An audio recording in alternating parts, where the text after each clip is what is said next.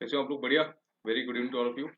ये हमारा second last chapter है, चैप्टर नंबर 6 दिख रहा है यहाँ पे आपको, जिसका नाम है सॉइल स्कायर, जो आज हम पढ़ेंगे। इससे पहले हम क्लाइमेट वेजिटेशन पढ़ चुके हैं, अब हमारा सॉइल्स वाला चैप्टर है। ठीक, ये हम इसी वीडियो में खत्म करेंगे क्योंकि ऑल्दो इसमें थोड़ा अच्छा खासा कंटेंट है, बट ठीक है, हम इसी वीडियो में खत्म कर लेंगे। ये वीडियो अराउंड 40 मिनट की अप्रॉक्स रहेगी, ठीक है।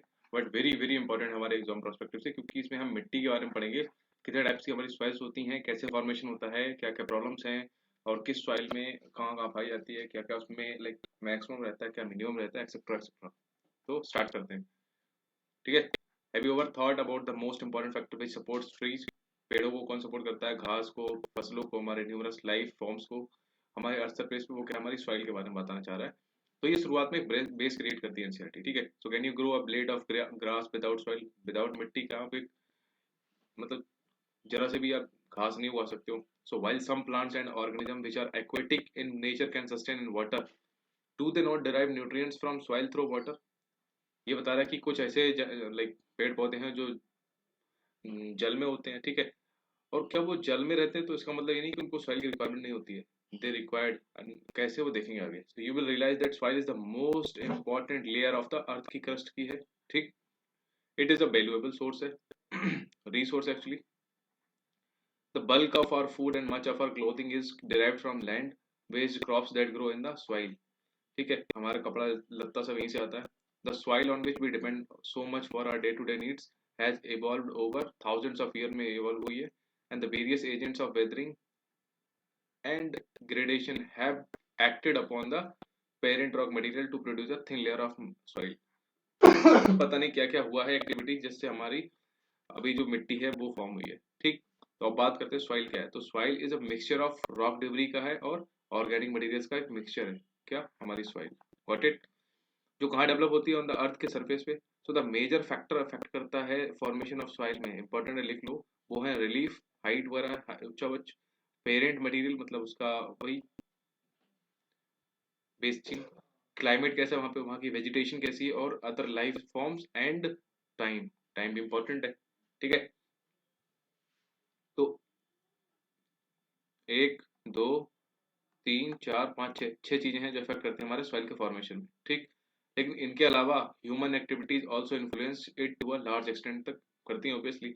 सो components of the soil are mineral particles, humus, क्या क्या है, मिनरल पार्टिकल्स हैं हमारे, ह्यूमस है, वाटर है और हवा।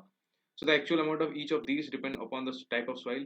सो some soils are deficient in one or more, किसी में कुछ कम है, किसी में कुछ ज्यादा है, तो उसके बारे में हम पढ़ेंगे, ठीक है। जैसे कि इस बार बता रखा कि अगर आपने कभी गड्ढा खोदा हो तो यू विल फाइंड की लेयर्स निकलती हैं हमारी, ठीक है। Top to the bottom of the pit आपको डिफरेंट डिफरेंट लेयर्स मिलेंगे हमारी मिट्टी की। तो इसमें दिखा रखा है कि इफ वी डिग अ पिट, अगर कोई गड्ढा खोदते हैं on land and look at the soil, अगर मिट्टी की तरफ देखें, so we find that is consist of three layers. इसमें तीन लेयर्स होती हैं, ये लिख लो, इंपॉर्टेंट है। जिसको हॉराइजन्स पे बोलते हैं, ठीक। तीन हॉराइजन होते हैं, हॉराइजन ए, हॉराइजन बी, हॉराइजन सी। अब हॉराइजन बी क्या है? सी और बी के बीच, ए का बीच का है। तो देखो यहाँ पे ऐसे ही इन्होंने एक्सप्लेन कर रखा है कि हॉराइजन एक है हमारा, है टॉप मोस्ट है। टॉप मोस्ट जोन होता है जहाँ पर organic materials have got incorporated, जहाँ पे ऑर्गेनिक मटेरियल्स हैं वो किसके साथ मिल जाते हैं हमारे, मिनरल मैटर, न्यूट्रिएंट्स और पानी के साथ, ठीक। ये हॉराइजन ए में हो रहा है क्योंकि सबसे ऊपर है तो हर चीज अवेलेबल है। सेकंड है which are necessary for growth of plants के लिए, ठीक है। अब हमारा हॉराइजन बी की बात करें तो ये क्या है, एक ट्रांजिशन जोन है between horizon A and horizon C के बीच में ऑब्वियसली, एंड कंटेन करता है मैटर ड्राइव फ्रॉम बिलो, मतलब अब ये बीच में है तो ये नीचे से भी थोड़ा माल लेगा और ऊपर से भी थोड़ा माल लेगा, ठीक है। Below as well as from above, ऊपर और नीचे दोनों साइड से माल लेता है। It has some organic matters के पास है in it, although the mineral matter is noticeably weathered, ठीक है। लेकिन इसमें कुछ मिनरल मैटर जो है थोड़े बहुत वेदर्ड मतलब कि अच्छे होते हैं, खत्म हो चुके होते हैं। That is the last one, हमारे लिए लास्ट है, बट होराइजन सी इंपॉर्टेंट है। Is composed of the loose parent material होता है हमारा होराइजन सी में, वेरी वेरी इंपॉर्टेंट। तो यहाँ पे हमारे रिक्वायरमेंट था ना, पेरेंट मटेरियल कैसा होना चाहिए, ठीक। ऊपर कहीं था, सॉरी यहाँ पे ये फैक्टर है ना जो फॉर्मेशन सॉइल में, तो पेरेंट मटेरियल किससे बना हुआ है, होराइजन सी से। So this layer is the first stage in the soil formation process and eventually forms the above two layers। अब देखो ये कैसे, जैसे कोई बिल्डिंग बनी हुई, कोई मकान, ठीक। तो पहले फर्स्ट फ्लोर बना, फिर सेकंड फ्लोर, फिर थर्ड फ्लोर, ऐसे थोड़ी ना डायरेक्टली थर्ड फ्लोर बन गया है। तो सबसे पहले ये वाला, तो होराइजन सी जो सबसे नीचे वाला है ना वो सबसे पहले बना था, ठीक है। So this arrangement of layers is known as the soil profile. Underneath these horizons is the rock, which is also known as the parent rock, या फिर उसको बोलेंगे बेड रॉक, ठीक। तो soil, which is a complex है and varied entity, has always drawn the attention of the scientist. In order to understand its importance, it is essential to attempt a scientific study वगैरह, ठीक है। चलो अब हम पढ़ेंगे एक एक करके क्लासिफिकेशन ऑफ सॉइल्स के बारे में। तो India has varied relief features, हमारे यहाँ लैंड फॉर्म्स हैं, क्लाइमेटिक रिलिम्स हैं, और वेजिटेशन के बहुत सारे टाइप्स हैं। सो ये सब क्या कंट्रीब्यूट करते हैं in the development of various types of soils. ये क्वेश्चन पूछ सकता है कि हमारे यहाँ जो सॉइल वेरिएशन है ना, वो उनमें से कौन कौन सा फैक्टर मतलब मैटर करता नहीं, तो उसमें रिलीफ करता है, लैंड फॉर्म करता है, वेजिटेशन टाइप करेगा, और क्लाइमेट करेगा। तो अब हम बात करेंगे इन एंशियंट टाइम्स। मिट्टी दो टाइप की थी, उर्वरा, आज भी उसको उर्वरक बोलते हैं, इसका मतलब है फर्टाइल, ठीक।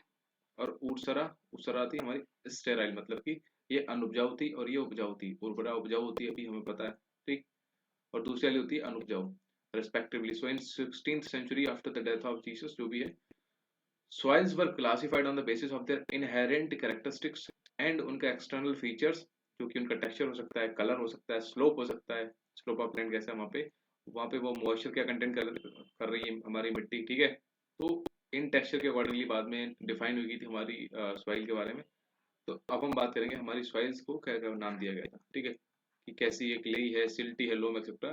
सो on the basis of colour they were red, black and yellow, ठीक, एक्सेट्रा। तो since independence, scientific surveys of soils have been conducted by various agencies, ठीक।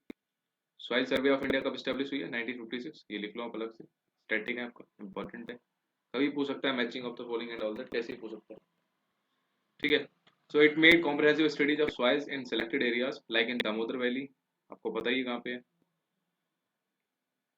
The national bureau of soil survey and the land use planning and institute under the control of ICAR, Indian council of agricultural research, did a lot of studies on the, सब इन्होंने जो पढ़ाई लिखाई की उसका इन्होंने ये दिया हमको, ये लिख लो आप, इसमें मैं आपको कुछ चीजें बताऊंगा, वो लिख लो, ज्यादा नोट नहीं करना है आपने, ठीक है। तो ICAR ने क्लासिफाई किया है सॉइल्स ऑफ इंडिया को, ठीक है। तो उनकी टेक्सोनॉमी वो लिख लो आप, ये सीरीज लिख लो ऊपर से नीचे परसेंटेज वाइज है। तो सबसे ज्यादा हमारे यहाँ मिलती है इंसेप्टिसोल्स, फिर एंटीसोल, फिर alfisol, then vertisol, then aridisols, then ultisols, mollisols, लेकिन अदर्स में सब कुछ आ जाती है, उसको भी नहीं, ठीक। लेकिन अगर ऊपर की जो टॉप 5 है ना, ये इंपॉर्टेंट है, इन एंटीसोल, सॉरी इंसेप्टिसोल, एंटीसोल, एल्फीसोल, वर्टिसोल और एरिडीसोल, ठीक। क्योंकि इसके बाद अदर्स आ जाती हैं, उसके बाद आती है अल्टीसोल, ठीक। तो ऊपर की 5 मेन है, ये लिख लो, लाइन वाइज लाइन लिख लो। सबसे पहले इंसेप्टिसोल सबसे ज्यादा हमारे इंडिया में, ठीक। फिर हमारी एंटी, इंसेप्टी, एंटी, एल्फी, वर्टी और एरिडी, बस। So on the basis of genesis, color, composition and location on the soils of India have been classified. अभी उन्होंने और भी क्लासिफिकेशन किए जो हमें पढ़ने हैं, इंपॉर्टेंट हमारे लिए। ये हैं alluvial, black, red and yellow इसको बोलते हैं, laterite, arid, saline, PT, forest. अब मैं आपको एक ट्रिक बता दूं कि किसी भी सॉइल के बारे में पढ़ने से पहले ना उसका नाम समझ लेना, मोस्टली क्वेश्चन आपके नाम से ही हो जाए, ठीक। सबसे पहले हमारी है एलुवियल सॉइल। अब आप एलुवियल सॉइल्स के बारे में लिखना, एक एक करके ऐसे साइड में लिखते रहना, ठीक है।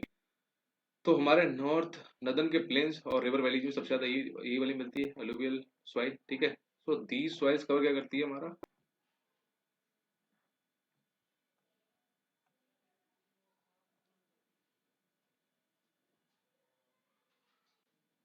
सॉरी, ठीक है। तो हमारी जो अलुवियल सॉइल है ना, वो लगभग 40% हमारा टोटल एरिया कवर करती है, ठीक है, हमारे देश का। सो दे आर डिपोजिशनल सॉइल्स हैं, ठीक है, क्योंकि रिवर बहा के लाती है और उनको डिपॉजिट कर देती है, तो इनको डिपोजिशनल सॉइल्स बोलते हैं। ट्रांसपोर्टेड है and deposited bye reverse and streams, ठीक। तो throw a narrow corridor in Rajasthan, they extend into the plains of Gujarat तक बही हुई हैं, and in the peninsular region में भी हैं। So they are found in deltas of the east coast, आपको पता है, रिवर वैलीज में मिलती हैं, ठीक। So the alluvial soils vary करती हैं नेचर में, फ्रॉम सैंडी टू क्लेई, ठीक, सैंडी, लोम टू क्लेई जो भी है। सो दे आर जनरली, अब ये इंपॉर्टेंट है, हमारा जो एल्यूवियल सॉइल है ना वो रिच किसमें होती है, पोटास में, लेकिन पुअर होती है हमारी फॉस्फोरस में। ये लिख लो, किसमें कौन सी चीज रिच है, किसमें लाइक पुअर है, वो लिख लो।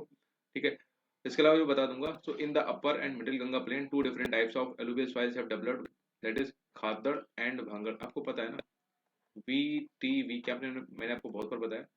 तो ये तो भांबर ये तरह हो गई, लेकिन ये वी के है ना, इसको एक नाम दे रखा है इन्होंने, एलुवियल। ठीक, एलुवियल सॉइल, इसके दो नाम, दो दो पार्ट हैं, एक है भांबर, भांबर, और एक है खादड़। खादड़ आपकी नई हर साल नहीं हो जाती, लेकिन भांबर बहुत पुरानी है। यही सब डिटेल दे रखा है यहाँ पे कि Khadar is the new alluvium. ठीक है, ये वाली न्यू एल्यूवियम है and is deposited by floods हर साल, which enriches the soil by depositing fine silts.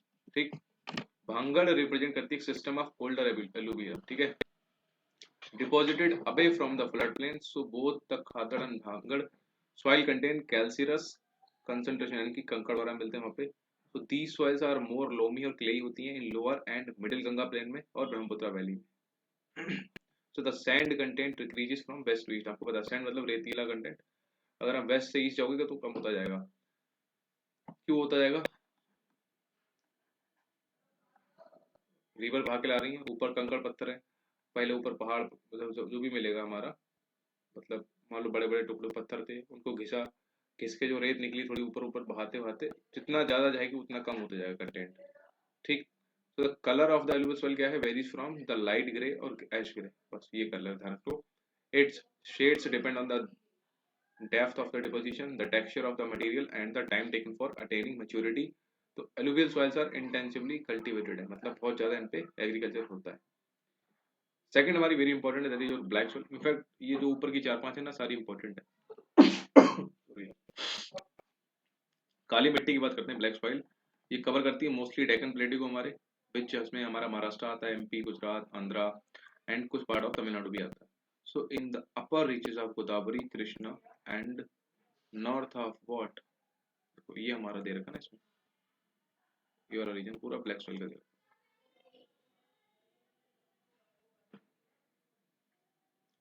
ठीक,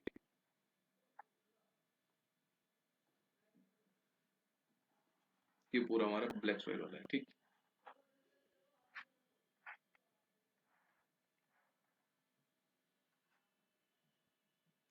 upper region western part of Deccan plateau, so the black soil is very deep, ये बहुत गहरी होती है। These soil are also known as the Regur soil, ये लिख लो, ब्लैक सॉइल को बोलते हैं रेगुड़ या फिर ब्लैक कॉटन सॉइल। ठीक, ये इंपॉर्टेंट है, लिख लो। The black soils are generally clayey होती है, डीप होती है और इम्परमेबल होती है।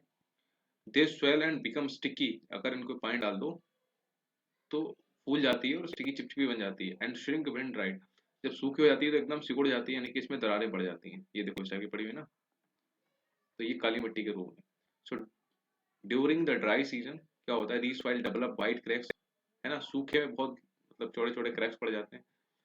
दस there occurs a kind of self plugging, ये क्वेश्चन आया था, पीवाईक्यू है, कहीं ना कहीं आया था, किस ईयर है ये नहीं पता। तो सेल्फ प्लगिंग कौन सी लाइक सॉइल वो करती है, तो ये हमारा था black soil.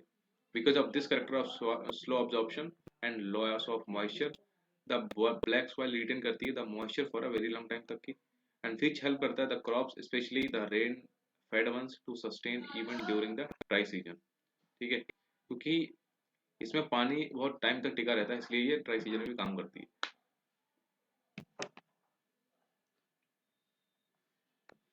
So chemically the black soil are rich in lime, ये लिख लो कि ब्लैक सॉइल रिच किसमें है, रिच है लाइम में, आयरन में, मैग्नीशिया और एल्यूमिनस में रिच है। And they also contain potash में भी, इसमें पोटेश भी होता है, बट लैक किसमें करती है, फॉस्फोरस, नाइट्रोजन और ऑर्गेनिक में। ठीक, कलर इनका वही है, soil range from deep black to grey, खत्म। नेक्स्ट हमारी है red and soil, yellow soil. ठीक है, लाल और पीली। तो red soil develop on crystalline igneous rocks बनेगी, आपको पता है इग्नियस और मेटामॉर्फिक, सबसे पहले इग्नियस बनता है sir, in areas of low rainfall in the eastern and southern part of Deccan Plateau. So along the Piedmont zone of Western Ghat के साथ साथ long stretch of area is occupied by red loamy soil. Yellow and red soils are also found in parts of Odisha मिलती है and Chhattisgarh. ठीक है, and in the southern parts of the middle Ganga plain में मिलती है। So soil develop करती है एक reddish color, नाम से ही है, due to a by division of iron in crystalline and metamorphic rocks। एक crystalline lens पढ़ा था आपको, कौन कहाँ पाया जाता है बताओ। It looks yellow when it occurs in hydrated form. ये हमारी रेड सॉइल जो है अगर ये सूख जाती है तो पीली दिखती है, ठीक। तो the fine grained red and yellow soils are normally fertile होती है, वेरेज कोर्स ग्रेन्ड सॉइल हमारी जो ड्राई अपलैंड एरिया मिलती है वो पुअर होती है फर्टिलिटी में, ठीक। So they are generally poor in nitrogen phosphorus and humus, N P and humus. आपने सुना होगा ना हमारा एनपीके, हम एनपीके मिलाते हैं नाइट्रोजन फॉस्फेट और पोटेशियम। नेक्स्ट हमारी लेटराइट सॉइल की बात करते हैं। तो लेटराइट एक वर्ड है, लेटिन भाषा में इसको बोलते हैं लेटर, बाद में, विच मीन्स ब्रिक। लेटर हमारे इंग्लिश में मतलब है तो ब्रिक, लेकिन लेटिन अकॉर्डिंग देखें तो brick. So the laterite soils develop in areas with high temperature and high rainfall, ये लिख लो, कंडीशन इंपॉर्टेंट है। And these are the result of intense leaching due to tropical rains. अब इतनी बारिश होती है कि पानी बरस रहा है तो मिट्टी पे कुछ चीज रुक नहीं पा रही है, कोई अच्छा कंटेंट है, पानी बरसा और उसको बहा ले गया, ठीक है, तो लीचिंग बहुत ज्यादा होती है। With rain lime and silica are leached away, यानी कि बहा लिए जाते हैं, कौन कौन से, लाइम और सिलिका। अब ये चीज बहेगी तो नहीं कि ये चीज कम हो जाएगी, तो सॉइल किस में रिच हो जाएगी, सॉइल रिच किस में जाएगी, हमारे आयरन ऑक्साइड, क्यों, क्योंकि ये हैवी होते हैं, बैठे रह जाते हैं, एल्यूमिनियम, ये सब हमारे वहीं बचेंगे कंपाउंड और left behind. Humus content of this soil is removed fast by bacteria के द्वारा that thrive well in high temperature. क्योंकि हाई टेम्परेचर है तो इसलिए जो बैक्टीरिया है वो उसको खत्म कर देता है हमारे ह्यूमस कंटेंट को। These soils are poor in organic matter, जैसे कि नाइट्रोजन फॉस्फेट एंड कैल्शियम, ये सबको पता ही, बहा ले गया। जबकि आयरन ऑक्साइड पोटास और इसमें मिलेंगे अच्छे से, क्योंकि वो हैवी होते हैं इसलिए बैठे रह जाते हैं। Hence laterites are not suitable for cultivation के लिए, इम्पोर्टेंट, अच्छी नहीं है उतनी। हालांकि application of manures and fertilisers को मतलब यूज करके आप सॉइल को फर्टाइल बना सकते हो। Red laterite soil in Tamil Nadu, Andhra and Kerala are more suitable for tree. जो हमारे काजू खेती होती है ना, वो इसी में होती है, red laterite soil. Next, laterite soils are widely cut as bricks for use in house construction में यूज होती हैं। These soils have mainly developed in the higher areas of peninsular plateau. The laterite soils are commonly found in Karnataka, Kerala, Tamil Nadu, MP and the hilly areas of Orissa और असम। बस arid soil लिख लो, हम ज्यादा कुछ है नहीं इसमें। तो arid soil range from red to brown in colour में होती है। They are generally sandy in structure में होती है एंड सलाइन इन नेचर में होती है, ठीक है। एरिड मतलब भाई यार, तो एरिड जोन जहाँ पे पानी वानी है ही नहीं। तो in some areas the salt content is इतना ज्यादा नमक हो जाता है इसमें दैट कॉमन सॉल्ट, आपको पता है, एक लेक के बारे में राजस्थान में, सांबर लेक है, is obtained by evaporating the saline water, कि उस लेक से हवा मतलब वाष्प बनाओ और उसका नमक बन जाता है। And due to the dry climate high temperature होता है एंड एसिलरेटेड एवोपरेशन, बहुत ज़्यादा एवोपरेशन होता है, तो इनके पास मॉइस्चर कंटेंट कम होता है, ह्यूमस भी कम होगा, नाइट्रोजन कम होगी, एंड द फॉस्फेट का जो आइटम होगा फॉस्फेट कंटेंट नॉर्मल रह जाएगा। Lower horizons of the soil are occupied by kankar, आपको पता है नीचे कंकड़ रह जाएगा, कंकड़ की layer, because of the increasing calcium content बहुत ज़्यादा हो जाता है। And the kankar layer formation in the bottom horizons restrict करती है the infiltration of water and as such when irrigation is made available, जब इरिगेशन होता है so the soil moisture is readily available for a sustainable plant growth, वहाँ पे बचता ही नहीं हमारा मॉइस्चर। तो arid soils are characteristically developed in western Rajasthan में मिलती है, जो एग्जिबिट करती है कैरेक्टरिस्टिक एंड एरिड टोपोग्राफी को। एंड ये मिट्टी क्या होती है, पुअर होती है और कंटेन करती है लिटिल ह्यूमस और ऑर्गेनिक मैटर में बहुत कम होता है, इसलिए ये ज़्यादा उपजाऊ नहीं होती। नेक्स्ट है सलाइन सॉइल। तो वही है, they are also known as usara soil, usara मतलब अनुपजाऊ यानी कि स्टेराइल। तो saline soils contain a large proportion of sodium होता है, इसमें पोटेशियम होता है, मैग्नीशियम होता है, ठीक। And thus they are infertile and do not support any vegetative growth। they have more salts, नाम ही पता है, largely because of dry climate है और poor drainage system, मतलब poor drainage है। they occur in arid and semi arid regions में मिलती हैं हमारे, ठीक है, उष्ण और उपोष्ण एरिया में, and in waterlogged and swampy areas में मिलती हैं। Their structure ranges from sandy से लोमी होता है, and they lack in nitrogen, ये लिख लो, लैक किसमें करती हैं, नाइट्रोजन और कैल्शियम में। Saline soils are more widespread in western Gujarat में मिलती हैं, deltas of the eastern coast and in Sundarban areas of West Bengal. In the Rann of Kutch में मिलती हैं। The south west monsoon brings salt particles and deposit करता है, देयर इज अ क्रस्ट, ठीक। Sea water intrusions in the deltas promote करता है the occurrence of saline soils and in the areas of intensive cultivation with excessive use of irrigation, specially in areas of green revolution में excessive जो irrigation होता है उसकी वजह से हमारा क्या होता है,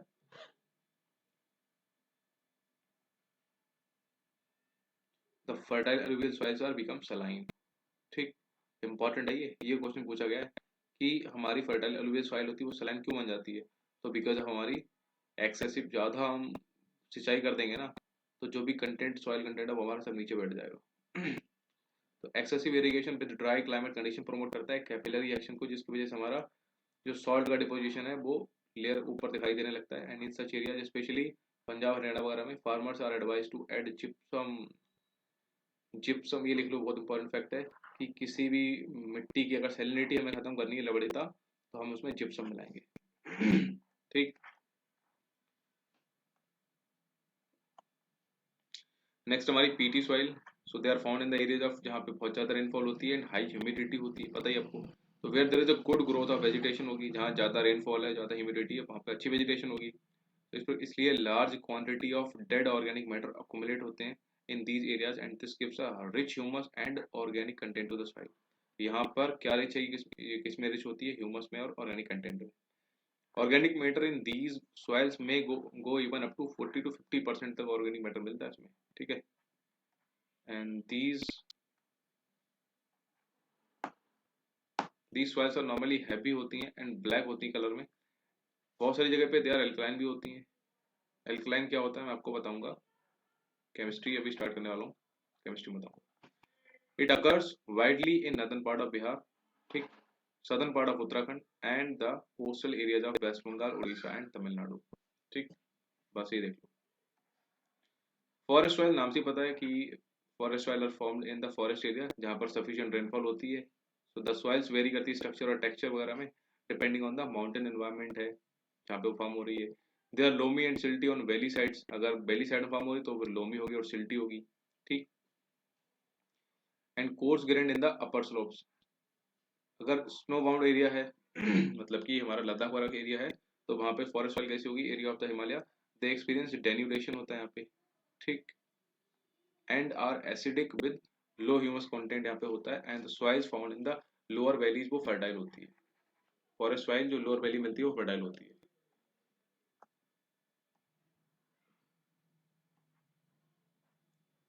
It is evident from the foregoing discussions that soils, their texture, quality, and nature are vital for the germination and growth of plant and vegetation, including crops. Soils are having a living system like any other organism. ठीक है, soils develop करती हैं, decay होती हैं, degrade भी होती हैं, respond to proper treatment नहीं दिया जाए वगैरह वगैरह। So these have serious repercussions।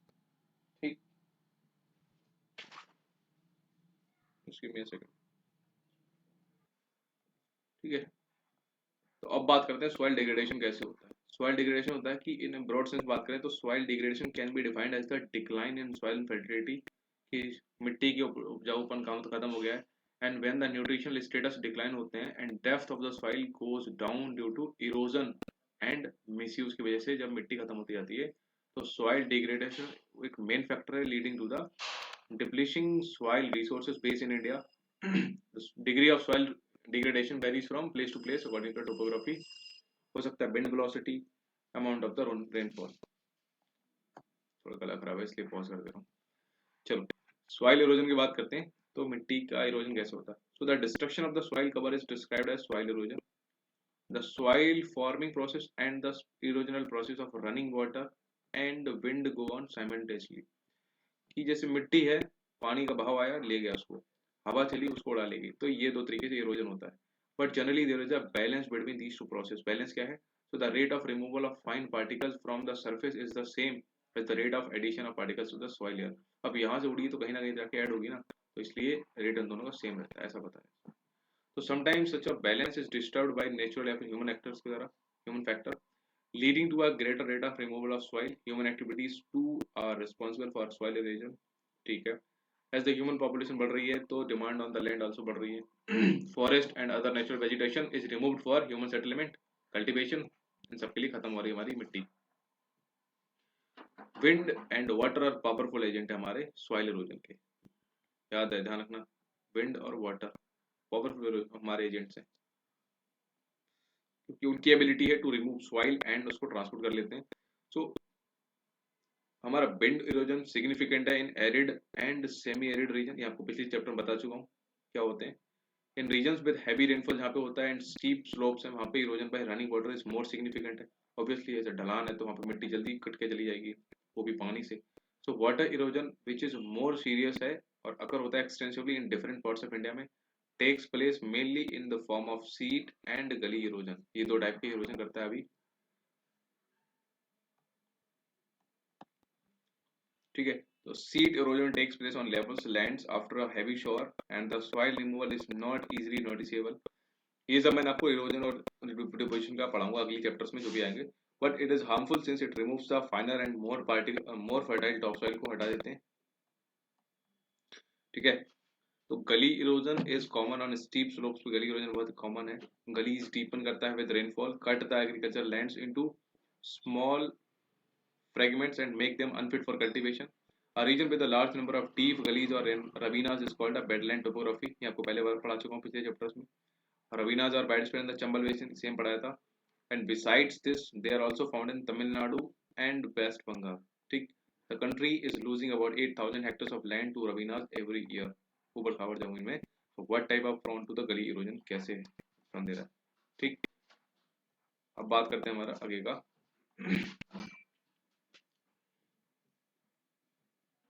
तो soil erosion is a serious problem है फॉर इंडियन एग्रीकल्चर एंड उसका negative effect are seen in other spheres. Eroded materials are carry down by to rivers and they lower down their carrying capacity and cause करते हैं frequent floods and damage to agriculture lands.